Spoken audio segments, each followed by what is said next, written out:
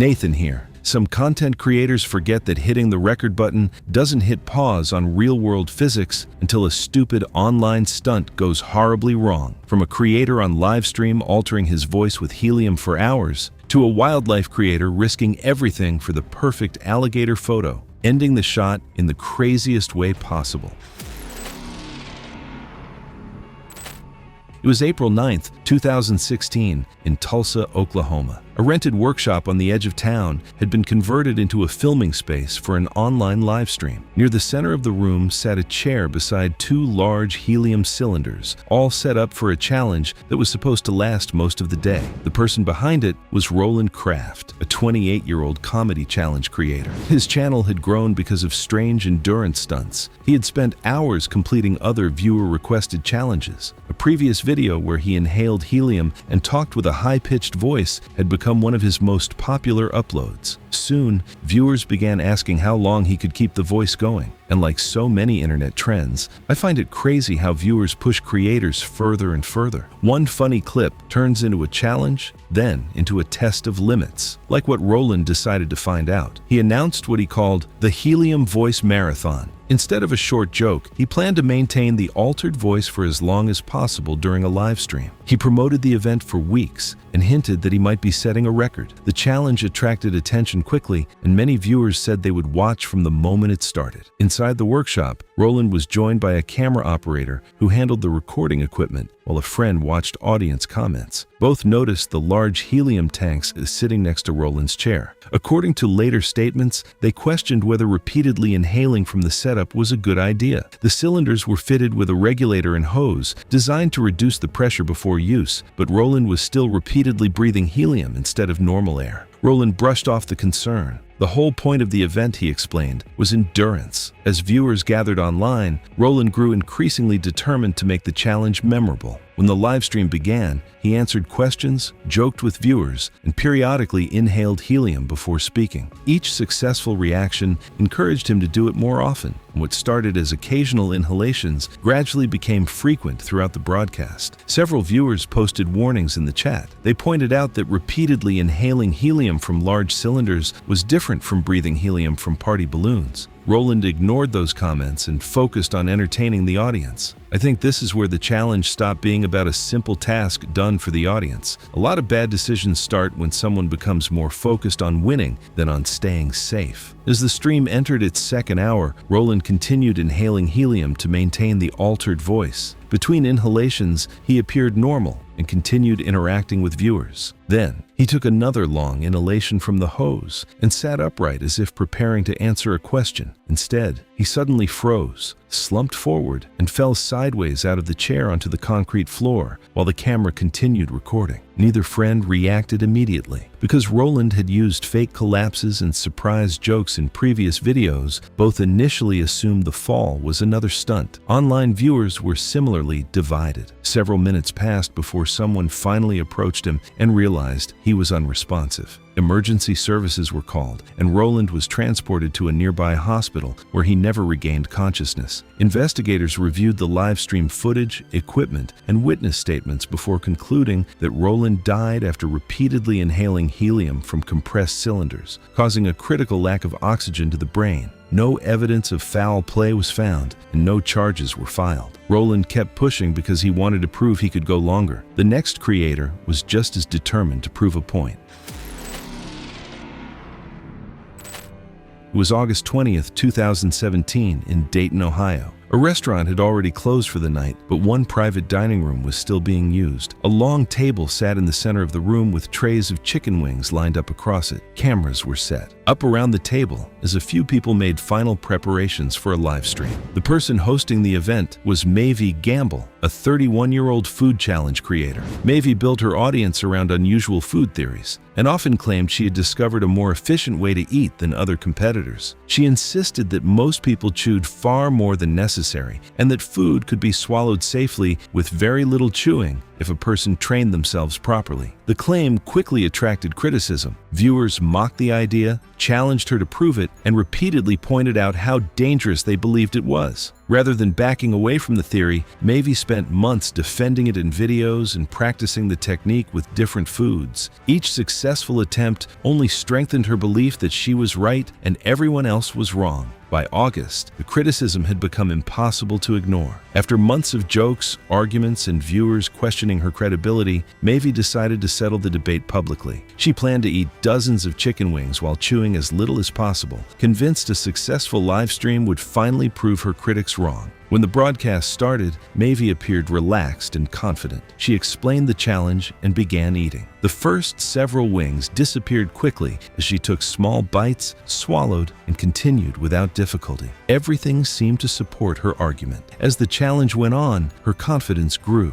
Each successful swallow reinforced her belief that the method worked. The more wings she finished, the more committed she became to demonstrating that chewing was unnecessary. To me, Maeve wasn't taking a risk because she thought it was dangerous. She was taking a risk because she had convinced herself it wasn't dangerous at all. As the challenge continued, Maeve became less careful. Witnesses later described her taking larger bites than she had at the start, turning a controlled demonstration into an effort to keep up her pace. Then she picked up another wing, chewed briefly, and swallowed. Almost immediately, she fell silent. Witnesses later said she appeared to be trying to swallow again, seemingly convinced the problem would pass on its own. Instead of stopping the challenge, she reached for a drink. She took a mouthful of water, but the moment she tried to swallow, she immediately gagged and coughed. Several witnesses said the water appeared to come back up almost at once. Rather than relieving the problem, the failed attempt made it obvious that something was seriously wrong. A piece of food remained lodged in her airway. At that point, people nearby noticed that something was wrong. There was little confusion about whether it was a joke. Maeve was clearly struggling. She stood from her chair and began moving around the table. Witnesses said she appeared to be trying to clear the obstruction herself. She bent forward several times and attempted to cough. Nothing worked. One friend called emergency services while another tried to assist her. During the struggle, she knocked a tray to the floor and stumbled into a nearby chair. The obstruction remained in place. Within moments, she collapsed. Those present continued trying to help while waiting for responders to arrive, but the blockage could not be cleared in time. Maeve was transported for medical treatment, but was later pronounced dead. Investigators examined the dining area, remaining food, recording equipment, and the live stream footage while collecting witness statements. The investigation concluded that a piece of partially chewed chicken had become lodged in her airway, causing fatal asphyxia due to airway obstruction. When the investigation ended, the restaurant returned to normal operations. Maeve believed she had discovered something everyone else was getting wrong. Up next, that same confidence shows up in a much bigger project.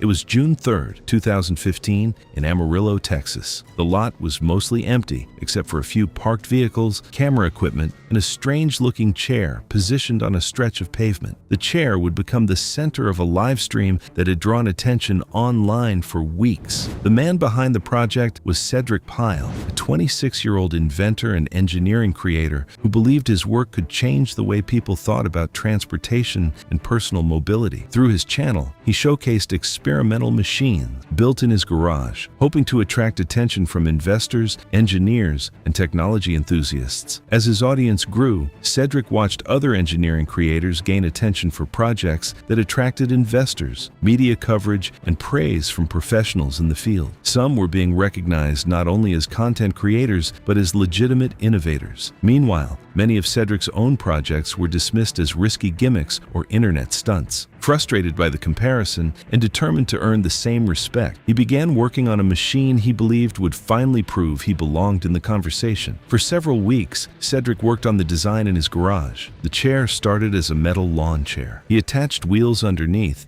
and mounted several large fireworks to the rear frame. His plan was simple. Once the fireworks ignited, the chair would roll forward in a controlled line while he demonstrated that the design actually worked. Preview photos of the project spread online before the test. The response was mixed. Some viewers were excited to see the launch. Others questioned whether a homemade chair pushed by fireworks could possibly travel safely. And I can see why the photos stirred people up. The idea of a chair powered by fireworks is equal parts fascinating and terrifying. Cedric remained convinced the project would work. The more recognition other creators received, the more important this demonstration became to him. A camera operator and an assistant helped prepare the filming area, placing cameras around the lot so viewers could watch the launch from multiple angles. When the live stream began, he explained how the design worked and why he believed it would remain stable. Wearing only a bicycle helmet and light safety gear, Cedric climbed into the chair, while his assistant moved toward the fuse system connected to the fireworks. Moments after the fuse was lit, sparks raced toward the rear frame, and multiple fireworks ignited almost simultaneously. The launch was far more aggressive than expected. Instead of rolling forward gradually, the chair surged across the pavement as several fireworks reached full thrust at once. With no steering, suspension, or braking system, the homemade vehicle accelerated rapidly beyond Cedric's ability to control it. Witnesses reported that the chair began wobbling almost immediately after launch, with one wheel briefly lifting off the ground. Cedric tried to steady himself, but the design offered no way to correct the movement. As the chair accelerated, it struck a crack in the pavement, bounced violently, and veered further out of control. With a warehouse wall directly ahead, there was little room for recovery. Seconds later, the chair slammed into the brick structure, destroying much of the homemade frame and throwing Cedric forward. The collision caused severe head and upper body trauma, including skull fractures and massive internal injuries. Burning firework debris scattered through the wreckage and ignited parts of the damaged chair, triggering a brief secondary fire. The assistant and camera operator rushed to the crash site, but there was little they could do. Cedric was pronounced dead at the scene before emergency responders could transport him for treatment.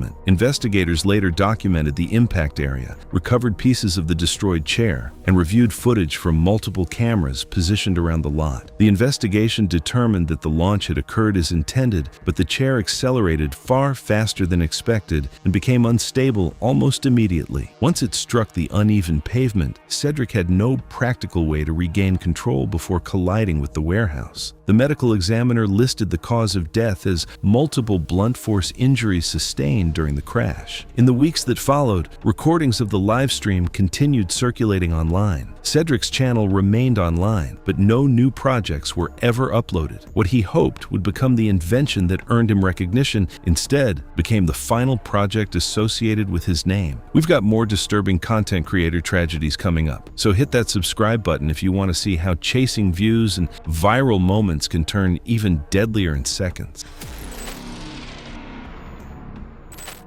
It was September 16, 2018 in Chicago, Illinois. A downtown apartment on the 22nd floor overlooked a wide stretch of city buildings and streets. Inside, cameras had been arranged near a large window facing the skyline. The creator hosting the broadcast was Leona Twitch, a 24-year-old live stream creator known for highly visual content. She wasn't known for dangerous stunts or challenge videos. Instead, she built her audience by finding interesting places to stream from and creating memorable backdrops. Friends described her as creative, ambitious, and highly focused whenever she worked on a new project. Over time, she became convinced that viewers remembered visuals more than anything else. Whenever she streamed from an unusual location, audience engagement increased. As a result, Leona devoted more effort to creating eye-catching camera setups and backgrounds. As someone who loves photography, I completely get her mindset. When she reached a major subscriber milestone, she wanted the celebration stream to feel bigger than anything she had done before. She rented the apartment largely because of its skyline view. During planning, Leona realized that sitting outside on the maintenance ledge would place the city directly behind her without any reflections from the glass. She believed it would create her most impressive broadcast yet. A camera assistant helped operate the equipment, while a friend monitored audience comments. The broadcast started shortly after sunset. Viewers immediately reacted positively to the view, and audience numbers steadily increased. Leona appeared pleased with the response and frequently checked a monitor displaying the live feed. The more attention the backdrop received, the more focused she became on improving the presentation. If I were behind the lens, I'd feel that rush too.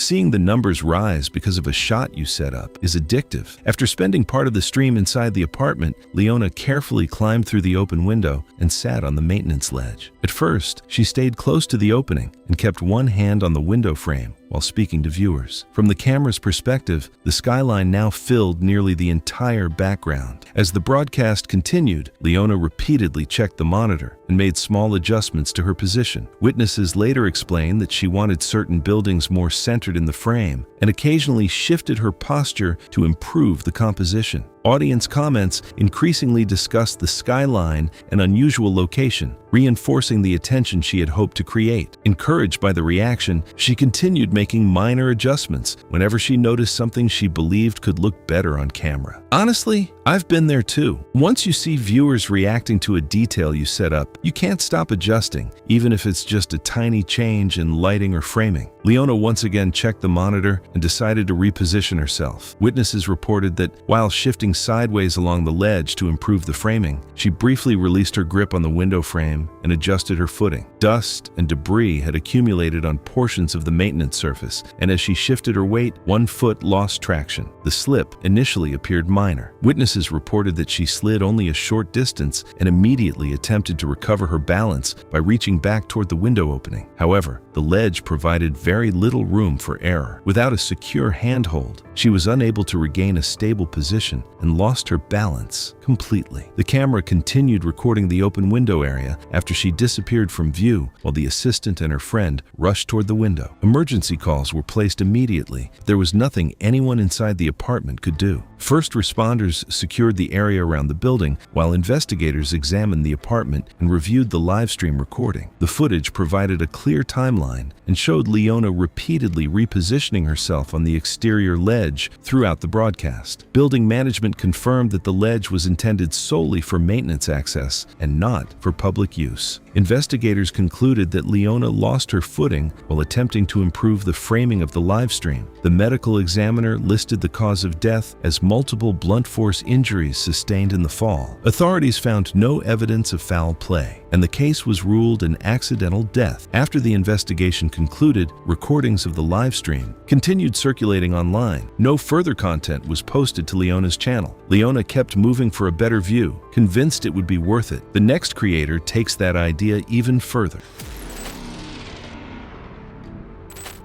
It was May 12, 2018, in the Everglades area of Florida. A large alligator was resting beside a canal near a designated wildlife viewing area. Several visitors had stopped to watch the animal from behind the marked boundary. The person hosting the live stream was Verrett Snyder, a 30-year-old outdoor adventure creator. Standing with him was Ron, a 27-year-old camera operator who helped transport equipment. The moment the alligator appeared, Verrett became convinced that he had found the centerpiece for the broadcast. The problem was that he wasn't satisfied with where he was standing. Most visitors viewed the animal from the designated observation area. Verrett often argued that viewers could not truly experience nature when everything was observed from behind barriers and safety zones. That belief had become one of the foundations of his channel. I get why he felt that way. Being stuck behind a barrier can make nature feel more like a zoo exhibit than a real encounter. At the same time, I can't help but think those barriers exist for a reason. They're not just blocking the view, they're protecting people from what happens when curiosity goes too far. Many creators filmed animals from locations chosen specifically to keep people safe. Verrett believed audiences wanted to feel present in the environment rather than separated from it. The closer he could place viewers to wildlife, the more successful he believed the experience would be. When he announced this live stream, he described it as an opportunity to show viewers wildlife in its natural setting. He wasn't trying to break a record or prove a theory. Instead, he wanted to remove what he saw as the artificial distance between people and nature. As audience numbers increased, Verrett spent several minutes watching the alligator from the designated viewing area. The animal remained mostly motionless near the water, and the longer it stayed calm, the more confident he became. Rather than seeing a dangerous predator, Verrett began seeing an opportunity to give viewers a closer, more authentic experience. Eventually, he left the observation area and started walking toward the canal bank while filming. His camera operator immediately questioned the decision, and several nearby visitors visitors voiced similar concerns, but Verrett continued forward. From his perspective, staying behind the barrier defeated the purpose of the broadcast. As he approached the shoreline, he continued talking to viewers and checking the live stream feed. The alligator showed little reaction, which only reinforced his belief that the situation was under control. Witnesses later stated that Verrett repeatedly repositioned himself to maintain a close view of the animal, despite warnings from both bystanders and viewers watching online. Eventually, he moved within a short distance of the water. While adjusting his position for the camera, the alligator suddenly lunged from the shoreline. Witnesses described the attack as almost instantaneous. The animal seized one of Verrett's legs and pulled him to the ground before dragging him into the shallow canal. The camera operator dropped his equipment and rushed toward the shoreline while bystanders called emergency services. Several people considered helping, but the danger prevented anyone from safely entering the water. Within moments, Verrett disappeared from clear view. Emergency responders arrived shortly afterward and began a search. The recording showed Verrett steadily reducing the distance between himself and the alligator, despite repeated warnings. Authorities found no evidence that anyone else contributed to the incident. Several hours later, search teams recovered Verrett's body from a section of the canal farther from the viewing area. Investigators reported severe injuries consistent with an alligator attack. The medical examiner later determined that the official cause of death was drowning during the attack, with extensive traumatic injuries listed as contributing factors. Following the incident, wildlife officials added additional warning signs and expanded public safety campaigns, reminding visitors not to cross observation boundaries or approach wildlife for photographs and videos.